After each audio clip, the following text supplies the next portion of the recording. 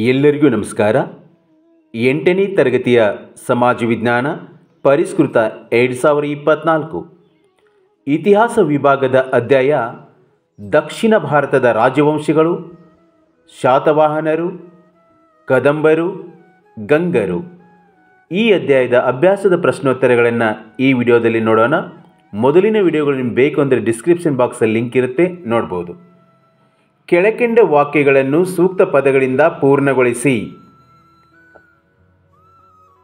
ಸೀಮುಖನು dash ಅನ್ನು ರಾಜಧಾನಿಯನ್ನಾಗಿ ಮಾಡಿಕೊಂಡಿದ್ದನು. ಉತ್ತರ ಶ್ರೀಕಾಕುಲಂ. ಶ್ರೀಕಾಕುಲಮನ್ನು ರಾಜಧಾನಿಯನ್ನಾಗಿ ಮಾಡಿಕೊಂಡಿದ್ದನು.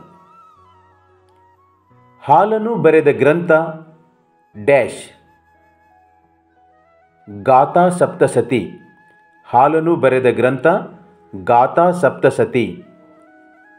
ಕನ್ನಡದಲ್ಲಿ ದೊರೆತ ಮೊದಲ ಶಾಸನ ಡ್ಯಾಶ್. ಹಲ್ಮಿಡಿ ಶಾಸನ. ಕನ್ನಡದಲ್ಲಿ ದೊರೆತ ಮೊದಲ ಶಾಸನ ಹಲ್ಮಿಡಿ ಶಾಸನ. ಕದಂಬರ ರಾಜಧಾನಿ ಬನವಾಸಿಯು ಈಗಿನ ಡ್ಯಾಶ್ ಜಿಲ್ಲೆಯಲ್ಲಿದೆ. ಉತ್ತರ ಕನ್ನಡ. ಉತ್ತರ ಕನ್ನಡ ಜಿಲ್ಲೆಯಲ್ಲಿದೆ. ಗಂಗರ ಪ್ರಮುಖ ದೊರೆ ಡ್ಯಾಶ್. ದುರ್ವಿನೀತ. ಗಂಗರ ಪ್ರಮುಖ ದೊರೆ ದುರ್ವಿನೀತ. ಚಾವುಂಡರಾಯನು ರಚಿಸಿದ ಗ್ರಂಥ ಡ್ಯಾಶ್. ಚಾವುಂಡ ಪುರಾಣ. ಚಾವುಂಡರಾಯನು ರಚಿಸಿದ ಗ್ರಂಥ ಚಾವುಂಡ ಪುರಾಣ. ಎರಡನೇ ಮುಖ್ಯ ಪ್ರಶ್ನೆ, ಸಂಕ್ಷಿಪ್ತವಾಗಿ ಉತ್ತರಿಸಿ. ಶಾತವಾಹನರ ಕೊನೆಯ ಅರಸನಾರು? ಈ ಸಂತತಿಯು ಹೇಗೆ ಕ್ಷೀಣಿಸಿತು? ಶಾತವಾಹನರ ಕೊನೆಯ ಅರಸ ಯಜ್ಞಶ್ರೀ ಶಾತಕರ್ಣಿ. ಶಕಛತ್ರಪರ ನಿರಂತರ ದಾಳಿಯಿಂದ ಈ ಸಾಮ್ರಾಜ್ಯ ಪತನಗೊಂಡಿತು. ಶಕಛತ್ರಪರ ನಿರಂತರ ದಾಳಿಯಿಂದ ಈ ಸಾಮ್ರಾಜ್ಯ ಪತನಗೊಂಡಿತು. ನೆಕ್ಸ್ಟ್ ಕ್ವಶನ್ ಹೋಗೋಣ. ಶಾತವಾಹನರ ಕಲೆಯ ಬಗ್ಗೆ ಬರೆಯಿರಿ. ಅಜಂತ ಮತ್ತು ಅಮರಾವತಿಯ ಚಿತ್ರಕಲೆಗಳು ರಚನೆಗೊಂಡವು. ದೇವಾಲಯ, ವಿಹಾರ ಮತ್ತು ಚೈತ್ಯಾಲಯಗಳನ್ನು ಕಟ್ಟಲಾಯಿತು. ಕಾರ್ಲಿಯ ಚೈತ್ಯಾಲಯವನ್ನು ಭೂತಪಾಲನು ನಿರ್ಮಿಸಿದನು.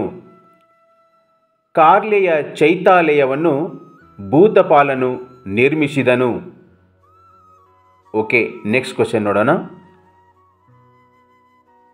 ಗಂಗರ ಸಮಾಜವು ಯಾವ ಮೌಲ್ಯಗಳಿಂದ ಪ್ರಭಾವಿತವಾಗಿದ್ದಿತು? ಗಂಗರ ಸಮಾಜವು ಸತ್ಯಶೀಲತೆ, ಸ್ವಾಮಿ ನಿಷ್ಠೆ, ಶೌರ್ಯ ಮತ್ತು ತಾಳ್ಮೆ ಎಂಬ ಮೌಲ್ಯಗಳಿಂದ ಪ್ರಭಾವಿತವಾಗಿತ್ತು. ಗಂಗರ ಸಮಾಜವು ಸತ್ಯಶೀಲತೆ, ಸ್ವಾಮಿನಿಷ್ಠೆ, ಶೌರ್ಯ ಮತ್ತು ತಾಳ್ಮೆ ಎಂಬ ಮೌಲ್ಯಗಳಿಂದ ಪ್ರಭಾವಿತವಾಗಿತ್ತು. ಓಕೆ, ನೆಕ್ಸ್ಟ್ ಕ್ವಶನ್ ನೋಡೋಣ. ಗಂಗರ ಕಾಲದ 4 ಗ್ರಂಥಗಳನ್ನು ಹೆಸರಿಸಿ. ಉತ್ತರವನ್ನು ನೋಡೋಣ. ಒಂದು ಸೈಡು ಕವಿಗಳು, ಇನ್ನೊಂದು ಸೈಡು ಕೃತಿಗಳನ್ನು ಮಾಡೋಣ. ಕವಿಗಳನ್ನು ನೋಡಿ. ಇಮ್ಮಡಿ ಮಾಧವ ದತ್ತಕ ಸೂತ್ರ ಅನ್ನೋ ಒಂದು ಕೃತಿಯನ್ನು ಬರೀತಾರೆ. ದುರ್ವಿನೀತ, ಶಬ್ದಾವತಾರ, ಗುಣಾಢ್ಯ, ಒಡ್ಡಕಥ, ಸ್ತ್ರೀಪುರುಷ, ಗಜಶಾಸ್ತ್ರ, ಎರಡನೆಯ ಶಿವಮಾಧವ, ಗಜಾಷ್ಟಕ, ಹೇಮಸೇನ, ರಾಘವ ಪಾಂಡವೀಯ. ಹೇಮಸೇನ, ರಾಘವ ಪಾಂಡವೀಯ ಅನ್ನೋ ಕೃತಿಯನ್ನು ಬರೀತಾರೆ. ವಾದಿ ಬಸ್ಸಿವ ಇವರು ಗದ್ಯ ಚಿಂತಾಮಣಿ, ಶಾಸ್ತ್ರ ಚೂಡಾಮಣಿ ಅನ್ನೋ ಗ್ರಂಥಗಳನ್ನು ಬರೀತಾರೆ. ನೇಮಿಚಂದ್ರ ದ್ರವ್ಯ ಸಾರ ಸಂಗ್ರಹ ಅನ್ನೋ ಒಂದು ಕೃತಿಯನ್ನು ಬರೀತಾರೆ. ಹಾಗೆ ಚಾವುಂಡರಾಯ ಚಾವುಂಡ ಪುರಾಣ ಅನ್ನೋ ಒಂದು ಕೃತಿಯನ್ನು ಬರೀತಾರೆ. ಚಾವುಂಡರಾಯ, ಚಾವುಂಡ ಪುರಾಣ ಇವೆಲ್ಲವೂ ಗಂಗರ ಕಾಲದಲ್ಲಿ ರಚಿತವಾದ ಗ್ರಂಥಗಳು.